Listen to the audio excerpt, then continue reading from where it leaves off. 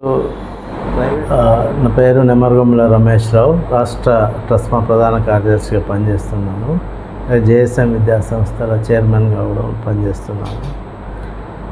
మేజర్గా ఏంటంటే ఇప్పుడు సిబిఎస్ఈ రిజల్ట్స్ వచ్చినాయి. అందులో 470 మార్కులతోని, అత్యధిక మార్కులతోని జేఎస్ఎం విద్యా సంస్థలు ముందున్నాయి. ఇదే కాకుండా ఈ సంస్థలో చదివినటువంటి పిల్లవాడు IIT-Gలో మెయిన్స్లో 41వ ర్యాంక్ వచ్చింది ఈ సంవత్సరం రిజల్ట్స్లో కూడా. సో అత్యుత్తమ విధానాలు పాటించడం వలన, విద్యా ప్రమాణాలు పాటించడం వలన మాత్రమే ఇది సాధ్యమవుతుంది. ఎందుకంటే ఇక్కడ మెయిన్గా సిబిఎస్ఈ స్టేట్ 2 స్కూళ్ళు ఉన్నప్పటికీ కూడా విద్యా విధానంలో ప్రపంచ స్థాయి నైపుణ్యాలను పెంపొందిస్తూ సిబిఎస్ఈ స్టేట్ ICSE అని కాకుండా ఆ తరగతికి సంబంధించిన అత్యుత్తమమైన మెటీరియల్ని తయారు చేస్తూ, ఆ మెటీరియల్ని బోధిస్తూ ఏ సిలబస్ అయినా పిల్లలు రాసే విధంగా తయారు చేస్తున్నాము. దానివల్ల అత్యుత్తమ ఫలితాలను సాధించడం జరుగుతుంది. అది కాకుండా పిల్లలకు కరిక్యులర్ యాక్టివిటీసు, తర్వాత గేమ్స్కి సంబంధించిన అన్ని విషయాల్లో ఒక్కరోజు కూడా ఎక్స్ట్రా క్లాస్ తీసుకోకుండా కేవలం 9 to 4:30 పనిచేస్తూ ఈ రిజల్ట్ సాధించడం. ఇది కూడా డే స్కూల్లో, హాస్టల్ లేదు, ఓన్లీ డే స్కూలు. ఒక హాలిడే కూడా పని చేయలేదు, ఒక గంట కూడా ఎక్కువ పని చేయకుండా విద్యార్థులను ఏమాత్రం స్ట్రెస్కు లోన్ చేయకుండా తల్లిదండ్రుల యొక్క భాగస్వామ్యంతో టీచర్లు, మేనేజ్మెంట్ అందరు కలిసి ఒక కొలాబరేటివ్ వర్క్ చేసి ఈ రిజల్ట్ సాధించడం జరిగింది. ఇందులో పాల్గొన్నటువంటి టీచర్లకు, పేరెంట్స్ కూడా నేను పత్రికాముఖంగా ధన్యవాదాలు తెలియజేస్తున్నాను. ఈ అభివృద్ధిలో వాళ్ళ భాగస్వామ్యం చాలా ఉంది.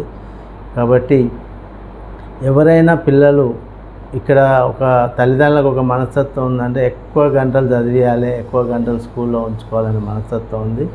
సో క్వాలిటీ వర్క్ ఎవరైనా 8 గంటల కన్నా ఎక్కువ చేయలేరు. కాబట్టి పిల్లలకు ఏం చెప్తే బాగుంటుంది, ఏ విధంగా గోల్ సెట్టింగ్ చేయాలి, ఏ విధంగా వాళ్ళను పైకి తీసుకురావాలనేది ఒక నిర్దిష్టమైన ప్రణాళికతోని, టైం సెట్టింగ్, గోల్ సెట్టింగ్తో పనిచేస్తే ఏదైనా సాధ్యం. ఎందుకంటే ప్రపంచ స్థాయిలో ప్రతిభ కనబరిచే ఎవరైనా కూడా కేవలం 5 ఏళ్ళ ప్రాక్టీస్తోనే పాల్గొంటారు. ఆ విధంగా చూసుకుంటే ఒక పిల్లవాడు స్కూల్లో 10-13 సంవత్సరాలు ఉన్నప్పుడు అందరినీ కూడా అత్యుత్తమ స్థాయికి చేసే అవకాశాలున్నాయి. మా స్కూల్లో చదివేటువంటి పిల్లలు దాదాపుగా 25% కన్నా ఎక్కువ మంది IIT-G తర్వాత నీట్ ఎగ్జామ్స్లో సెలెక్ట్ అవుతున్నారు, డైరెక్ట్గా సెలెక్ట్ అవుతున్నారు. కాబట్టి ఇది మాకు గర్వకారణం, తల్లిదండ్రులకు గర్వకారణం. పిల్లలు ఎవరైనా కూడా ఒకే స్టామినాతోని, పుట్టుకతోని ఒకే స్టామినాతో ఉంటారు. వాళ్ళకి ఎలాంటి ప్రాక్టీస్ ఇస్తాం, ఎలా వాళ్ళని మోల్డ్ చేస్తాం అన్న దాని మీద డిపెండ్ అయి ఉంటుంది. కాబట్టి తల్లిదండ్రులు అందరూ కూడా వాళ్ళ పిల్లల విషయంలో చాలా జాగ్రత్తలు పాటించాలి, వాళ్ళ విషయాలు పట్టించుకోవాలి. వాళ్ళ గురించి కనీసం 1-2 గంటల సమయం రోజు వెచ్చించి వాళ్ళు రోజు ఏం చేస్తున్నారు, ఎలాంటి ప్రణాళిక అమలు చేస్తున్నారు అనేది తెలుసుకుంటే తప్పకుండా ప్రతి విద్యార్థి కూడా అత్యుత్తమ ఫలితాలు సాధిస్తారని తెలియజేస్తుంది.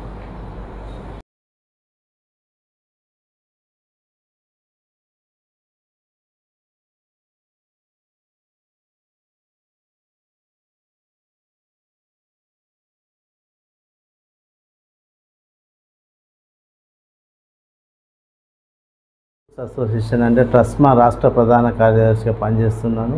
ఇంతకుముందు స్పేస్ అకాడమీ అంటే చుక్క రామయ్య గారు చేసి స్థాపించబడి society for development of excellence in schools అనే ఒక సంస్థను చుక్క రామయ్య గారు స్థాపించారు.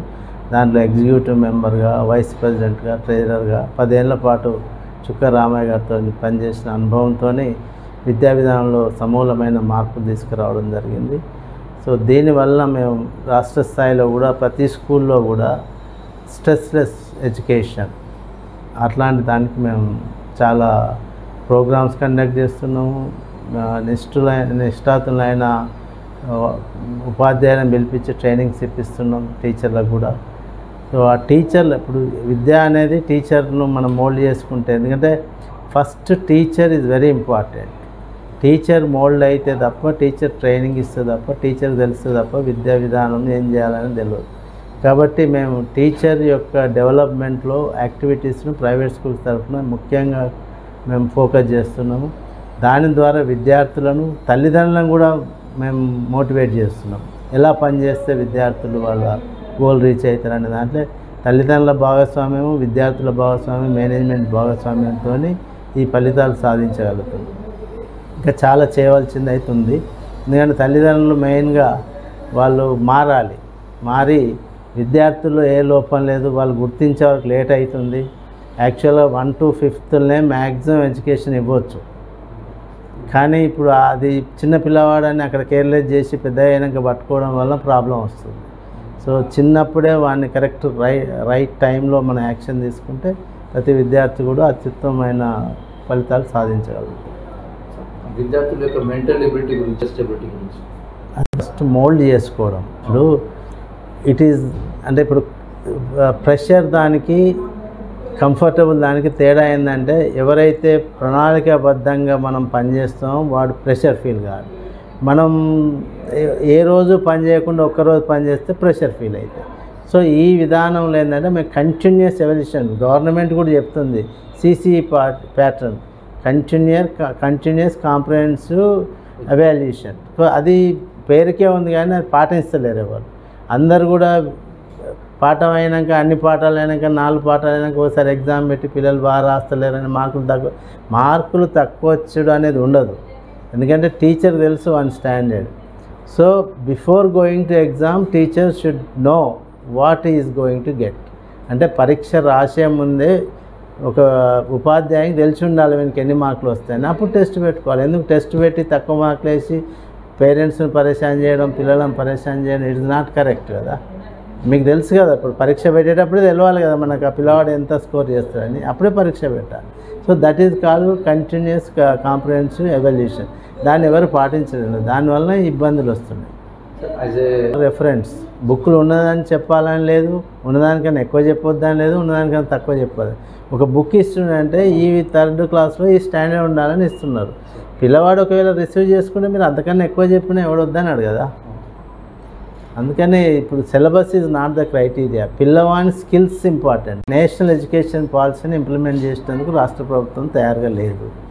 ఇప్పుడు నేషనల్ ఎడ్యుకేషన్ పాలసీలో గవర్నమెంట్ ఏం చెప్తుంది, 6 ఏళ్ళ తర్వాతనే ఫస్ట్ క్లాస్లో జాయిన్ చేయాలని చెప్తుంది. It is practised in developed countries.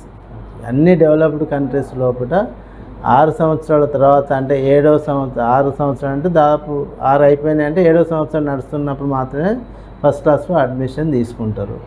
దానికి కారణం కూడా ఏంటంటే పిల్లవాని లోపల బోన్ డెవలప్మెంట్ సరిగ్గా కానప్పుడు, సరిగ్గా పనికి అంటే అవగాహన లేనప్పుడు, సమాజం మీద కానీ పరిస్థితుల మీద కానీ పని మీద అవగాహన లేనప్పుడు మనం వానికి ఏబిసిలు రాయి అని నేర్పబోతే వాడు డజంట్ రిసీవ్. వానికి ఆ రిసీవ్ చేసుకునే కెపాసిటీ ఉన్నప్పుడు మాత్రమే రిసీవ్ చేసుకోగలుగుతాడు. మీరు అబ్జర్వ్ చేయండి, ఒక క్లాసులో ఒక ఏడాది పెద్దవాడు, ఒక ఏడాది చిన్నవాడు ఉంటాడు. పెద్దవాడు మొదలు నేర్చుకుంటాడు, చిన్నవాడు మొదలు నేర్చుకుంటాడు, న్యాచురల్. సో వాటితో వీడు కాంపిటీషన్ చేయలేక హ్యూమిలేషన్ గురి అవుతాడు, డిసప్పాయింట్ అవుతాడు. నేను వెనకబడిపోతున్నా అనే భావన మన లోపల ఎక్కువ అయిపోతుంది. అందుకనే 6 years ప్లస్ కనుక మనం ఫస్ట్ క్లాస్లో పంపితే, ఇప్పుడు మేము ప్రాక్టీస్ చేసే దాంట్లో మేము నర్సరీ, LKG, UKGలో రైటింగ్ కూడా తీసేయమంటున్నాం. రైటింగ్ కూడా నేర్పొద్దు. రైటింగ్ ఎప్పుడు నేర్పాలి? పిల్లవాడు అక్షరాలను పూర్తిగా గుర్తించగలిగినప్పుడే రైటింగ్ నేర్పాలి. ఇప్పుడు ABC అనేది గుర్తించినాక రాయమంటే ఈజీగా రాస్తాడు కదా. గుర్తించకముందే అయితే ఏను ఎట్లా ఉండాలని తెలియదు, B ఎట్లా ఉండాలని తెలియదు. గుర్తించకముందే రాత నేర్పుతున్నాం మనం. అట్లాంటి ప్రాక్టీసెస్ మనం దాన్ని డినే చేయాలి.